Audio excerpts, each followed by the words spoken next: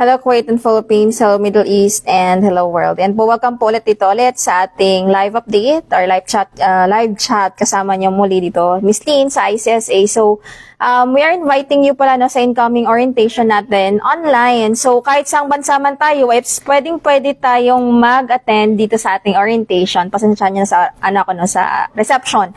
Okay. So, eto is this Friday, January 31. So, tamang-tama yung iba is available sa hapon or sa 3 p.m. ito Kuwait time. Kung nasa Asia time naman tayo is nasa 8 o'clock ng gabi. So pwede kayong mag-join dito sa ating orientation and alamin kung ano ba itong isa sa mga diploma natin na in demand. Ito yung Hospitality and Tourism Management. Kung kayo is pangarap nyo magtrabaho in sa mga hotels, restaurant as a manager, supervisor, lalo na kasi nga lahat ng mga ngayon ng mga companies and even countries is yung pinaka-requirement talaga nila sa kanilang employees is yung diploma. So ito is internationally recognized diploma na siya. Meron siyang 120 units which is pwedeng magamit sa either for evaluation tulad ng WES or ECA o di kaya pag-stamp sa sa mga Kuwait embassies kasi ito is academic diploma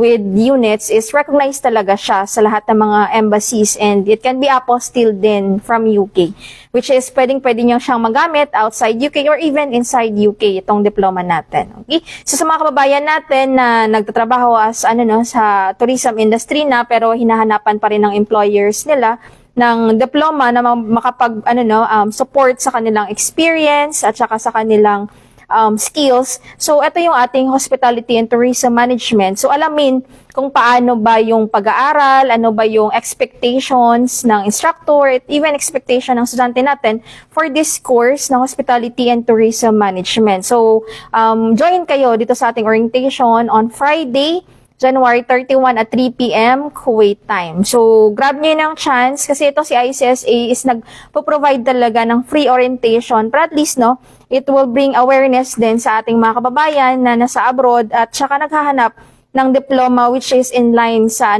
sa gusto nila na field na pasukin, lalo na dito sa Hospitality and Tourism Management. Kasi makikita niyo dalawa yung yung covered niya na field which is hospitality. So, hospitality napakalawak yung job opportunities. It can be in sales, it can be in the hotels, it can be in the restaurants, or even sa kasama na yung tourism.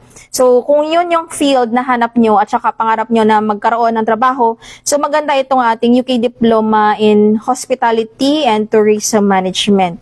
For more details at saka covered ng course, ano ba yung mga course content, ano ba yung focus neto, mag-join kayo dito sa ating orientation, hindi kaya mag-message kayo dito sa ating comment box below, di kaya sa ating WhatsApp number. So, pwede kayo mag-message sa +965-9930-2850 o di kaya sa isang number natin sa +965-9767-4076. Kung kayo naman is taga-Kuwait, pwede kayo magbisita dito sa atin sa Kuwait City branch. We are located at Panasonic Tower 8th floor, Malia, Kuwait City. So, open tayo everyday maliban ng Thursday. So, welcome na welcome kayong bumisita, pumasok dito sa office natin, and then mag-inquire kayo or magtanong kung ano ba yung pwede natin kunin, ano ba yung masuggest natin. Kasi we are here to help you na alamin kung ano ba yung ang kailangan ninyo. Kung ito yung gusto ninyo na pag-applyan, ano ba yung magandang na course na makapag-support sa akin, na magbigay sa akin ng mas magandang opportunity. So, bisita kayo dito sa office natin o di kaya mag-message kayo or tawag kayo sa atin. Okay?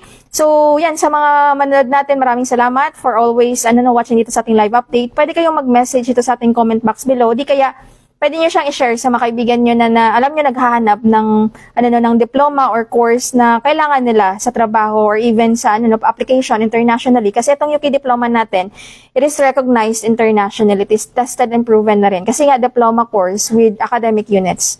Okay, so pwede nyo siyang makuha itong course natin kahit saang bansa kayo. It's either you are in Middle East or even yung mga estudyante natin dito, some of them nasa UK, yung iba naman nasa Canada na, which is kailangan nila ng additional diploma for their either sa sa processing ng kanilang trabaho or na kanilang residency. So yan. So maganda itong diploma kasi nga recognized and then at ang tawag yan, pwede siyang i-evaluate sa WES at saka sa ECA. Kasi may mga estudyante rin tayo na under this program, yung ating UK diploma, na recognized na ng West, and then equivalent din sa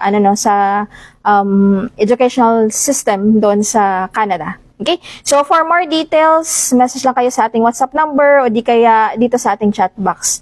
Okay, so yan po, kasama niyo muli dito sa ICSA, Miss Lynn, sabing ICSA, your partner in success. So huwag kayong mahiyang tumawag at mag-message sa amin for inquiries. Para at least may idea kayo, paano ba, kung maganda ba itong course na to para sa inyo, or target ba to sa pangarap ninyo na trabaho. So message lang kayo. Okay po, so maraming salamat and see you next time sa ating more live updates.